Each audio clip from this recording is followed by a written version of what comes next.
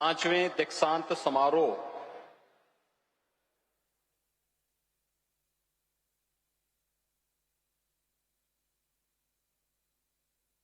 में कुलाधिपति के रूप में उपस्थित बेरिन यूनिवर्सिटी के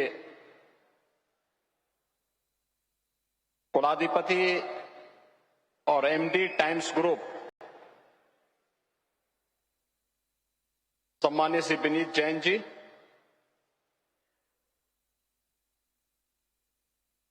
उत्तर प्रदेश सरकार में मेरे सहयोगी मंत्री, उच्च शिक्षा, विज्ञान और प्रौद्योगिकी, इलेक्ट्रॉनिक्स एवं सूचना विभाग से जुड़े हुए मंत्री श्री योगेंद्र उपाध्याय जी, प्रदेश सरकार में राज्य मंत्री के रूप में अपनी सेवाएं प्रदान कर रहे श्री ब्रजेश सिंह जी,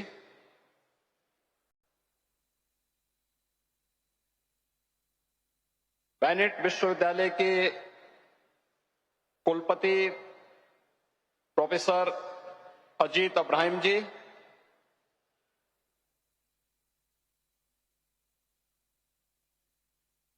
जिरोथा के सह संस्थापक श्री निखिल कामत जी, बेनेट यूनिवर्सिटी के सभी फैकल्टी मेंबर्स,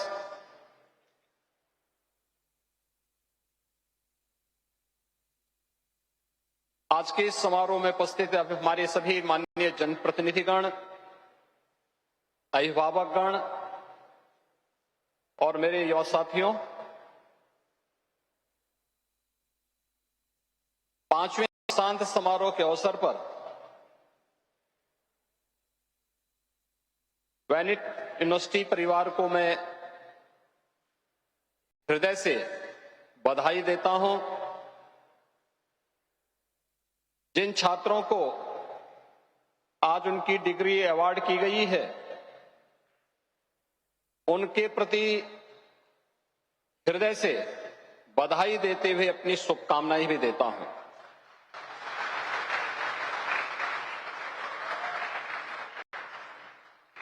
विशेष रूप से एक छात्र के रूप में और बाद में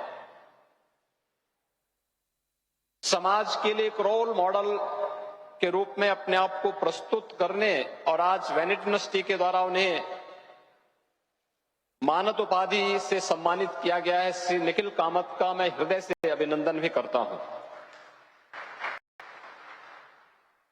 मित्रों, हम सब जानते हैं कि आज के हमारे विश्वविद्यालयों के दीक्षांत समारोह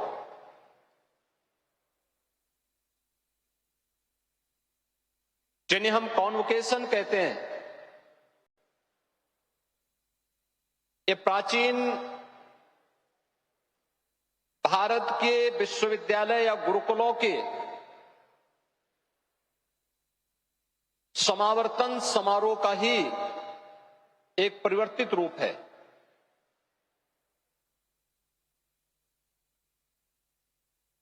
विश्वविद्यालय के कुलाधिपति जब अपना मार्गदर्शन यहां पे प्रस्तुत कर रहे थे तो उन्होंने भारत की प्राचीन परंपरा के साथ साथ भारत को विश्व गुरु के रूप में स्थापित करने की बात कही।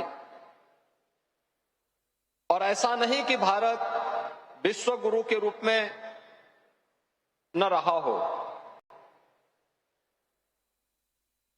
प्राचीन काल के वे विश्वविद्यालय, चाहे वे नालंदा का विश्वविद्यालय रहा हो, तक्षशिला का विश्वविद्यालय रहा हो, विक्रमशिला के विश्वविद्यालय रहे हो, उत्तर में काशी, दक्षिण में कांची, मध्य में अवंतिकापुरी, पूरब में अगर हम देखें तो नवलद्वीप जैसे अनेक ऐसे प्राचीन विश्वविद्यालय या शिक्षा के केंद्र थे जो न केवल अपने बृहत्तर भारत की बल्कि दुनिया के स्नातकों को न केवल शिक्षा और ज्ञानार्जन के बल्कि उस कालखंड की दृश्य हम देखें और आज के परिप्रेक्ष्य में हम सोचें तो इनोवेशन, रिसर्च एंड डेवलपमेंट के सबसे बेहतरीन केंद्र माने जाते थे। और उस समय के समावर्तन समारोह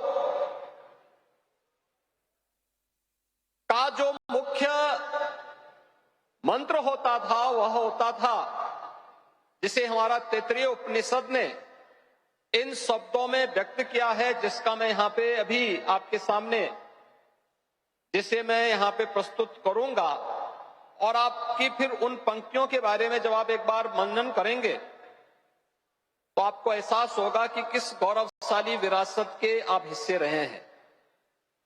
तैत्तिरीय उपनिषद इसके बारे में कहता है, जो अपनी डिग्री प्राप्त करने के पहले भारत के हर उस स्नातक से यह अपेक्षा की जाती थी कि उसे किस प्रकार का अपना आचरण बनाना है। तो यह अपेक्षा होती थी सत्यम वद, धर्मम चर, स्वाध्यायान माम प्रमद, सत्यान प्रमितव्यम, धर्मान प्रमितव्यम, कुशलान प्रमितव्यम, भूत्वे न प्रमितव्यम, स्वाध्यायान प्रवचनाभ्याम न प्रमितव्यम, देव पितृ कार्याभ्याम न प्रमितव्यम, मातृ देवो भव, पितृ देवो भव, आचार्य देवो भव, अतिथि देवो भव, यान यन बंधानि कर्माणि तानि सेवितव्यानि। यानी सत्य बोलना, धर्म का आचरण करना, स्वाध्याय में प्रमाद न करना, महान बनने के अवसर से न चूकना, पठन पाठन के कर्तव्य में कभी भी आलस्य न करना, देवता यानी देव और पितरों के कार्यों से भी आलस्य न करना, यानी जो हमारे यज्ञ श्राद्ध आदि के कार्यक्रम होते हैं या जो हमारे अलग अलग क्षेत्र के कर्तव्य हैं उनसे किसी भी प्रकार से प्रमाद न करना, माता को, पिता को, अपने गुरुजनों को और अपने किसी भी उस अतिथि को देवता के स्वरूप सम्मान देना और अन्यान्य दोष रहित कार्यों को करना, यह हर डिग्री प्राप्त करने वाले हर स्नातक से एक अपेक्षा भारत की ऋषि परंपरा यानी भारत की परंपरा यह अपेक्षा रखती थी। और जब इस प्रकार के स्नातक हम देते थे तो भारत दुनिया की एक बड़ी ताकत के रूप में, विश्व गुरु के रूप में स्थापित था। जब हम इनमें से बहुत सारी बातों की बात कर रहे हैं, जैसे धर्म की हम बात करते हैं, आज हम सामान्य जीवन में जिसे धर्म कहते हैं वो वास्तव में धर्म नहीं, उसका एक पार्ट हो सकता है। धर्म एक विस्तृत व्यवस्था है। उपासना विधि को आप धर्म नहीं मान सकते, आपका व्यक्तिगत कार्य है। एक व्यापक अवधारणा है धर्म, जो व्यक्ति यानी जो हमें हमारे कर्तव्यों के प्रति, नैतिक मूल्यों के प्रति और सदाचार के मार्ग का अनुसरण करने की प्रेरणा देता है, जिस पर व्यक्ति और समाज का जीवन टिका हुआ है, वह व्यापक अवधारणा वास्तव में वही धर्म है। पूजा पद्धति किसी की आस्था का विषय हो सकता है, तो उसका व्यक्तिगत कार्य है। वह एक उपासना विधि हो सकती है, एक पंथ का विषय हो सकता है, एक मत और मजहब का विषय हो सकता है, लेकिन धर्म वह जो हमें हमारे कर्तव्यों के प्रति आग्रही बना दे और उस धर्म का आचरण करने की प्रेरणा देना, यह आज के परिप्रेक्ष्य में उतना ही आवश्यक है जितना प्राचीन काल में उसकी प्रासंगिकता थी। और जब भी भारत का हर युवा इस मार्ग का अनुसरण किया तो भारत को दुनिया की बड़ी ताकत बनने में कोई देर नहीं लगी, कोई देर नहीं लगी। और इन्हीं सब लक्ष्यों को प्राप्त करने के लिए आज देश के प्रधानमंत्री मोदी जी ने जब देश की आजादी के अमृत महोत्सव के मुख्य समारोह को संबोधित किया था, युवा साथियों, उन्होंने कुछ बातें कही थी। उन्होंने उस समय देशवासियों से एक अपील की थी कि हमने अपनी आजादी के 75 वर्ष तो आजादी के 75 वर्षों को के इस आयोजन के साथ हम जुड़ रहे हैं। यह आयोजन हमें एक आत्मावलोकन करने का अवसर प्रदान कर रहा है। यह अवसर इन 75 वर्षों में हमने क्या पाया है, क्या खोया है। जो पाया है इसमें और अच्छी अभिवृद्धि हम कैसे कर सकते हैं, जहां पे चूक हुई है उसका परिमार्जन हम करते हुए कैसे हम उस गैप को भरने की दिशा में प्रयास कर सकते हैं। लेकिन केवल इसी में अपना समय व्यतीत नहीं करना है, अगले 25 वर्षों का एक लक्ष्य करके विकसित भारत के लक्ष्य को प्राप्त करने की दिशा में प्रयास करना। और इसके लिए हर भारतवासी के लिए उन्होंने पंच प्रण की बात की। मित्रों, ये पंच प्रण है क्या? ये पंच प्रण उन्होंने हर भारतवासी से अपेक्षा की। जब 142 करोड़ का भारत एक साथ बोलेगा, एक साथ चलेगा, एक स्वर से आगे बढ़ने के संकल्प के साथ उठ खड़ा होगा, कोई कारण नहीं कि भारत को दुनिया की एक बड़ी ताकत के रूप में हम स्थापित न कर दें, कोई कारण नहीं। और उन्होंने पंच प्रण की जो बात की उसमें पहला प्रण था कि हर भारतवासी का संकल्प बने कि हम 2047 तक भारत को दुनिया की एक ताकत के रूप में स्थापित करेंगे।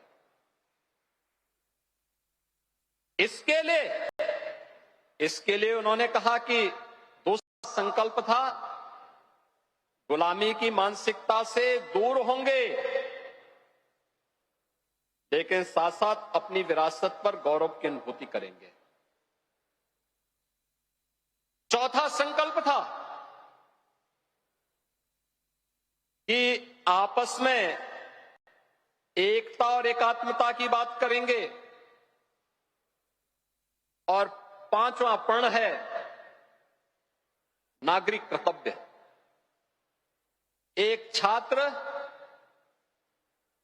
अपने छात्र के धर्म का निर्वहन करे, एक अभिभावक अपने अभिभावक के धर्म का निर्वहन करे, एक शिक्षक अपने शिक्षक धर्म का निर्वहन करे, एक सुरक्षाकर्मी अपने सुरक्षा धर्म का निर्वहन करे। जीवन के जिस क्षेत्र में जो व्यक्ति कार्य कर रहा है उस क्षेत्र के लिए अपने कर्तव्यों का ईमानदारी पूर्वक निर्वहन करे। तो ये पंच प्रण भारत को दुनिया की सबसे बड़ी ताकत के रूप में स्थापित करने की दिशा में अग्रसर कर देगा और 2047 होते होते भारत दुनिया की सबसे बड़ी ताकत बनेगा, इसमें कोई संदेह नहीं होना चाहिए।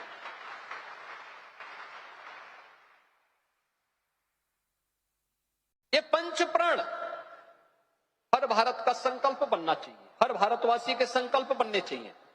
जीवन के जिस भी क्षेत्र में वह कार्य कर रहा है, वह शिक्षा के क्षेत्र का हो, अर्थव्यवस्था के क्षेत्र का है, समाज सेवा के क्षेत्र का है, व्यवसाय के क्षेत्र का है, कृषि के क्षेत्र का है, या जीवन के किसी भी क्षेत्र में व्यक्ति कार्य कर रहा है, उसके जीवन का ध्येय वाक्य बनना चाहिए।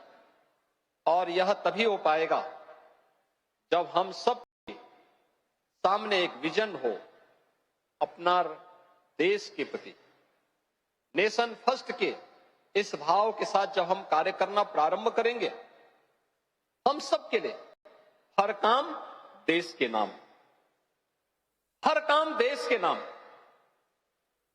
हम जो भी करें अपने देश को ध्यान में रख करके करें। जो कुछ भी समर्पण है वो देश के लिए है। मेरा व्यक्तिगत अस्तित्व कोई मायने नहीं रखता मेरे देश के सामने, मेरे परिवार का अस्तित्व कोई मायने नहीं रखता मेरे देश के सामने। मुझे कभी देश और परिवार में से किसी एक को चुनना होगा तो पहले देश को चुनूंगा। जब ये भाव हम सबके मन में आएगा तो कोई कारण नहीं कि हम प्रधानमंत्री मोदी जी के इस विजन के अनुरूप भारत को 2047 में दुनिया की एक बड़ी ताकत के रूप में स्थापित न कर लें। और आज उस दिशा में कार्य प्रारंभ हुए हैं। बेनेट यूनिवर्सिटी ने पिछले 7 वर्षों की अपनी इस यात्रा के दौरान, 7 वर्ष व्यक्ति के जीवन में आप देखेंगे तो एक नन्हा सा शिशु होता है, चलने फिरने का अवसर होता है, सीखने का एक अवसर होता है, लेकिन इन 7 वर्षों में वह कुछ करके दिखाया है बेनेट यूनिवर्सिटी ने, जो हम लोग आज जिनके बारे में चर्चा करते हैं। राष्ट्रीय शिक्षा नीति 2020 में लागू हुई और राष्ट्रीय शिक्षा नीति आज जिन बातों को आज चर्चा कर रही है, मुझे अच्छा लगा कि आज यहां पे 6 बेनेट यूनिवर्सिटी के अधीन 6 ऐसे अलग अलग स्कूल जो अलग अलग कार्य के साथ जुड़े हुए हैं। मीडिया से भी जुड़ा है, मैनेजमेंट से भी जुड़ा है, टेक्नोलॉजी से भी जुड़ा हुआ है, अल्टरनेटिव साइंस से भी जुड़ा हुआ है। अलग अलग कार्यक्रमों को लेकर के अलग अलग प्रकार की एक वर्ल्ड क्लास यूनिवर्सिटी के रूप में स्थापित करने के लक्ष्य के साथ हम आगे बढ़े। लेकिन सबसे बड़ी बात यह है, मैं कहीं जाता हूं तो अपने विश्वविद्यालयों से एक बात कहता हूं, अपने उच्च शिक्षण संस्थानों से एक बात जरूर कहता हूं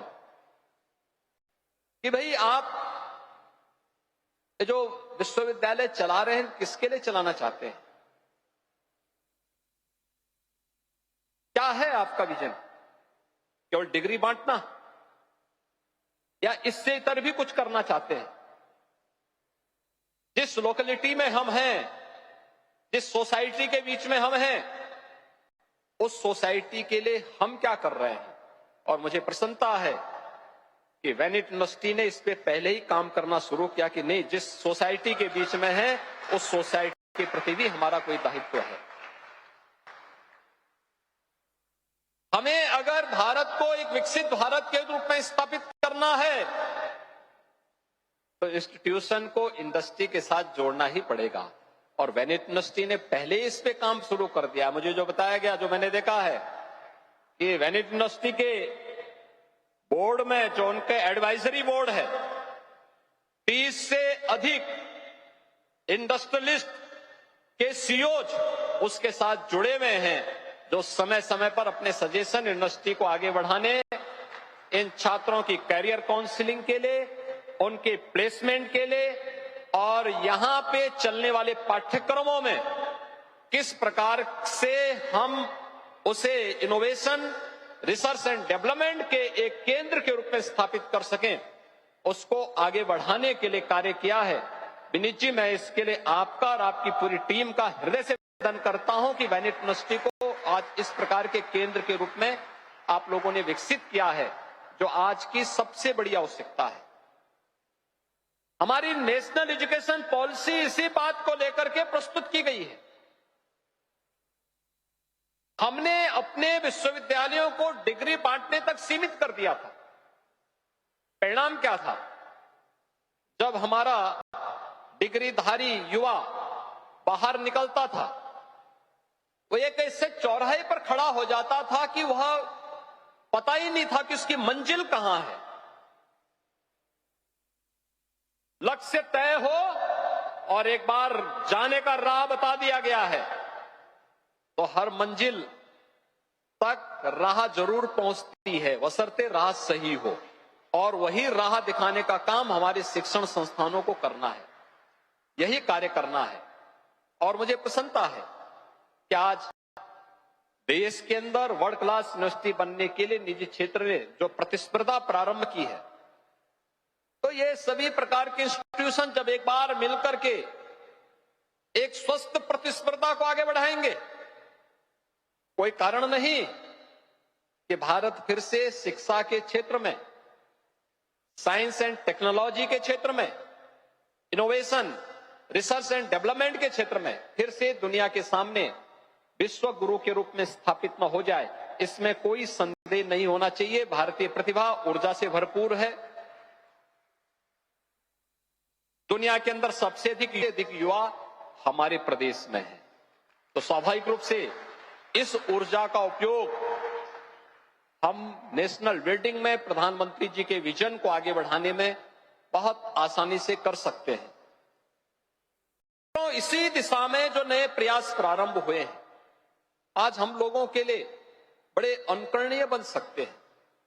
आपने देखा होगा, मुझे याद है हमारे ईस्टर्न यूपी में एक बीमारी आई थी 1977 में, और 1977 से 2017 तक उस बीमारी में 40 वर्ष में 50,000 मासूम बच्चों की मौतें हुई थी। मैं जब 1998 में पहली बार सांसद बना था गोरखपुर से, तो मुझे हमारे एक सामान्य कार्यकर्ता ने फोन किया, कहा कि आप सांसद बने हैं, आपने कभी मेडिकल कॉलेज का दौरा किया? मैंने कहा नहीं। तो कहा कि एक बार मेडिकल कॉलेज का दौरा करते तो वहां की स्थिति को देखते तो आपको थोड़ा पता लगेगा। तो मैं गोरखपुर के मेडिकल कॉलेज का दौरा किया। बड़ी दुर्व्यवस्था थी। मेडिकल कॉलेज गवर्नमेंट का था, तो वहां के प्रिंसिपल ने प्रयास किया पहले कि मैं वहां न जाने पाऊं, वार्ड में न जाने पाऊं। लेकिन खैर मैं वार्ड में गया, देखा मैंने, बड़ी दुर्व्यवस्था थी, अव्यवस्था थी, बदबू थी। जून का महीना था, भीषण गर्मी थी, पंखे नहीं चल रहे थे, टॉयलेट चौक थे, एक एक बेड में 4-4 बच्चे लिटाए गए थे। मैं वहां से निकला, प्रिंसिपल तब तक मेडिकल कॉलेज से अपने घर जा चुके थे।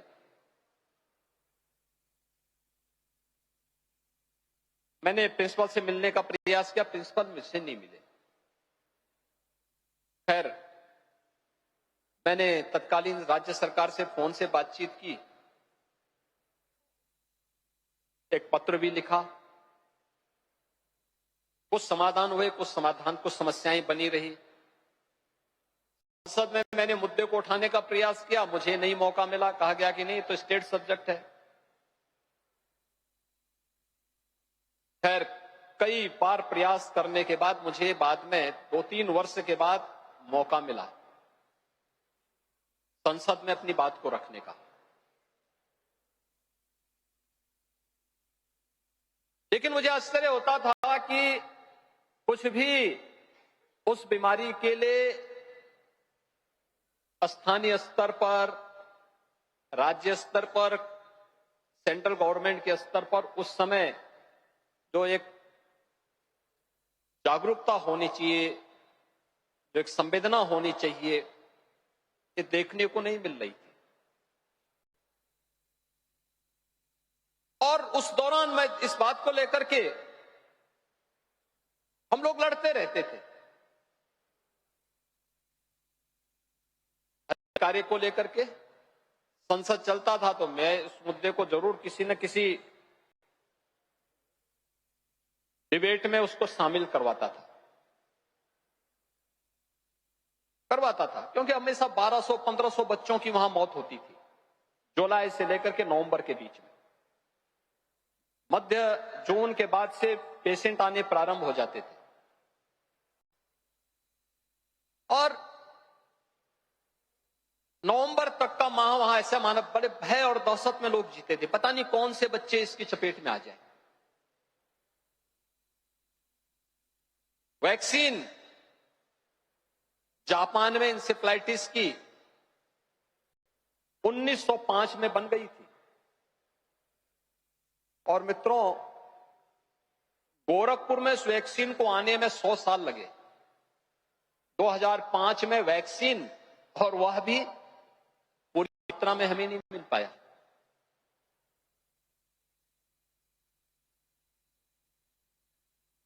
लेकिन हम लोगों ने 17 में सरकार बनी, तो इससे पहले तो मेरे सामने बहुत सरल सा रास्ता था कि भाई संसद में सरकार नहीं बांध सकती थी, मैं सड़कों पे आंदोलन कर लेता था। जनता संतुष्ट होती थी, चले हमारा सांसद कुछ तो कर रहा है। लेकिन 17 में मुझे ही मुख्यमंत्री बना के भेज दिया, तो मैंने कहा ये बीमारी का मैं क्या करूंगा, क्योंकि जिस बीमारी का 40 वर्ष में समाधान नहीं हुआ, मैं कैसे कर पाऊंगा, और मेरे लिए तो केवल 5 साल का समय है। खैर, तब तक मेरे पास कुछ अनुभव भी हुए थे, एक्सपीरियंस भी हुए थे। याद रखना, अनुभव का कितना लाभ होता है। किताबी ज्ञान हमें शिक्षित तो बना सकती है, लेकिन ज्ञानवान नहीं बनाती है। याद रखना, ज्ञानवान बनने के लिए हमें समाज के बीच में जाना पड़ेगा और वहां से अनुभव बटोरना पड़ेगा। और अनुभव जब मैंने बीच में जाकर के इस दौरान काफी लंबा समय 17-18 वर्ष सांसद में था, तो 18-19 वर्षों का यह अनुभव भी मेरे सामने था। संसद का भी था और सड़क का भी था। इस अनुभव का लाभ लेकर के मैंने अंतर विभागीय समन्वय की टीम पहले ही गठित कर दी। जैसे मुख्यमंत्री बना, मैंने स्वास्थ्य विभाग को नोडल विभाग बनाया और अन्य सभी को सफाई के लिए, पेयजल के लिए, सर्विलांस के लिए, PSC, CSC, district hospital, medical college, वहां की व्यवस्था को ठीक करना, पीडियाट्रिक आईसीयू का निर्माण करना, और भी जो व्यवस्थाएं हो सकती थी। इतना करने भर से परिणाम क्या आया? जिस बीमारी से हर वर्ष 1200-1500 मौतें होती थी, आज मुझे बताते हुए प्रसन्नता है कि इंसेफ्लाइटिस से अब मौतें 0 हैं, 0।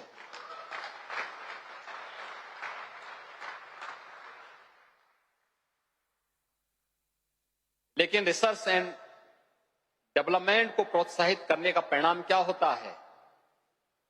इंसेफ्लाइटिस को नियंत्रित करने के लिए हमें प्रयास करने पड़े।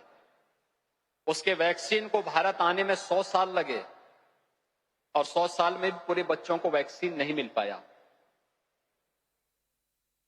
दूसरी आपके सामने कहानी है इस सदी की सबसे बड़ी महामारी कोरोना की। कोरोना महामारी के दौरान आपने इस बात को देखा होगा, पहले दिन से लीडरशिप को प्रधानमंत्री जी ने अपने हाथों में लिया।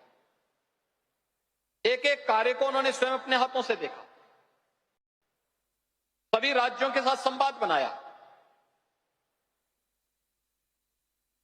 और संवाद के साथ साथ उन्होंने देश को किस रूप में जोड़ करके एक नेतृत्व प्रदान किया, अद्भुत था दुनिया के लिए। जिसको राशन की सुविधा देनी है उसको फ्री में राशन भी दिया, जिसको भरण पोषण भत्ता देना था वह भी उनके लिए सुविधा भी उपलब्ध करवाई। लेकिन कोरोना आते ही दुनिया की 2 सबसे बेहतरीन वैक्सीन भी भारत के वैज्ञानिकों ने इस लीडरशिप के नेतृत्व में भारत को उपलब्ध करवाई, और कोरोना जैसी महामारी को नियंत्रण भी किया गया। इससे पहले कभी इस प्रकार के उदाहरण देखने को नहीं मिले थे। और मैं मानता हूं इस प्रकार के कार्य को एक स्पेस दे जाने की आवश्यकता है, आज उस पर फोकस किए जाने की आवश्यकता है, हमारे इंस्टीट्यूशन को इसके साथ जोड़ने की आवश्यकता है। और जो चीजें अपने स्थापना के एक छोटे से कालखंड के दौरान ही बेनेट यूनिवर्सिटी ने स्थापित किए हैं, जो मानक यहां पे स्थापित किए हैं, जो स्टैंडर्ड तय किए हैं, और जिस दिशा में वो आगे बढ़ा है, मेरा यह मानना है आने वाले समय में इस प्रकार के संस्थान, इस प्रकार के विश्वविद्यालय न केवल वर्ल्ड क्लास यूनिवर्सिटी के रूप में बल्कि रिसर्च एंड डेवलपमेंट के क्षेत्र में भी अपना झंडा गाड़ेंगे, इसमें कोई संदेह नहीं होना चाहिए। हमने यहाँ के स्टार्टअप को इंक्यूबेटर के साथ उनके द्वारा कोलैबोरेशन के माध्यम से जो परिणाम उनके सामने आए हैं, उस बेहतरीन परिणाम को भी हमने देखा है। और सचमुच इस दिशा में किए जाने वाले प्रयास भारत को एक बार फिर से विश्व गुरु के रूप में स्थापित कर सकते हैं। इसके लिए मैं अब सभी युवा साथियों से दो बातें जरूर करूंगा। एक, जीवन में सफलता का मार्ग परिश्रम और पुरुषार्थ से ही प्राप्त होगा, लेकिन लक्ष्य तक पहुंचने के लिए कभी भी शॉर्टकट का रास्ता मत अपनाना। देखिए, जो होता है ना, ये लेग पुलिंग का, पैर खींचना, कोई आगे बढ़ रहा है तो उसको पैर खींचने की जो आदत है, इससे हमें बचना होगा। ये तात्कालिक किसी व्यक्ति को लाभ पहुंचा सकता है, लेकिन लंबे समय तक लाभ नहीं पहुंचा सकता, लंबे समय तक उसको यशस्वी नहीं बना सकता है।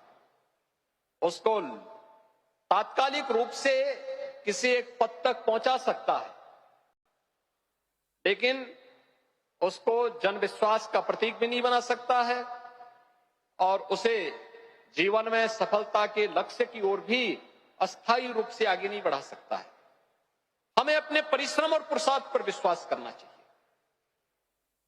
और जो पंचप्रण है, इसको ध्यान में रख करके अगर हम कार्य करेंगे तो जीवन में जरूर सफलता प्राप्त होगी, अवश्य सफलता प्राप्त होगी। कोई ऐसा कार्य नहीं है जो न किया जा सकता हो। और मुझे आज बताते हुए प्रसन्नता है कि टाइम्स ग्रुप का अपना एक बहुत आदर्श उदाहरण इन्होंने प्रस्तुत किया है और टाइम्स ग्रुप इस संस्थान के साथ जुड़ा है। इनके पास हर प्रकार के अनुभव हैं, समाज जीवन से जुड़े हुए, व्यवसायिक जीवन से जुड़े हुए, राष्ट्र जीवन से जुड़े हुए, हर एक घटना का नजदीक से इनके साथ इंटरेक्शन है। वे देश के लिए, समाज के लिए अपने सुझाव देते हैं, आगे बढ़ने के लिए एक नई प्रेरणा भी प्रदान करते हैं। और अगर इस प्रकार के संस्थान शिक्षा के क्षेत्र में आगे आते हैं, कुछ कार्य करते हैं, तो वह अन्यों के लिए उदाहरण जरूर बनेंगे। और अपनी एक छोटी सी यात्रा के दौरान वेनिटी यूनिवर्सिटी उसका उदाहरण है। आज इसके 5वें दीक्षांत समारोह में आकर के मुझे स्वयं आनंद की अनुभूति हुई। मैं यहां पे जिन भी युवा साथियों को आज उनकी डिग्री अवार्ड हुई है, उन सबको एक बार फिर से हृदय से बधाई देता हूं, उनके प्रति अपनी शुभकामनाएं देता हूं। निखिल कामत को आज यहां पे सम्मानित किया गया, मानद उपाधि से सम्मानित किया गया, उनका हृदय से अभिनंदन करता हूं। विश्वविद्यालय के कुलाधिपति और विश्वविद्यालय की इस पूरी टीम को, जो विश्वविद्यालय को वर्ल्ड क्लास यूनिवर्सिटी के रूप में स्थापित करने की दिशा में प्रयास कर रही है, इस पूरी टीम का हृदय से राज्य सरकार की ओर से अभिनंदन करता हूं कि उन्होंने उत्तर प्रदेश जैसे राज्य में एक इस प्रकार की यूनिवर्सिटी को स्थापित करने के दिशा में प्रयास किया है। और राज्य सरकार का पूरा सकारात्मक सहयोग इस प्रकार के संस्थान को आगे बढ़ाने के लिए सदैव प्राप्त होगा। आप सबके प्रति मेरी शुभकामनाएं और विश्वविद्यालय को 5वें दीक्षांत समारोह की मंगल में शुभकामनाएं देते हुए अपनी वाणी को यहीं पे विराम देता हूं। धन्यवाद। जय हिंद।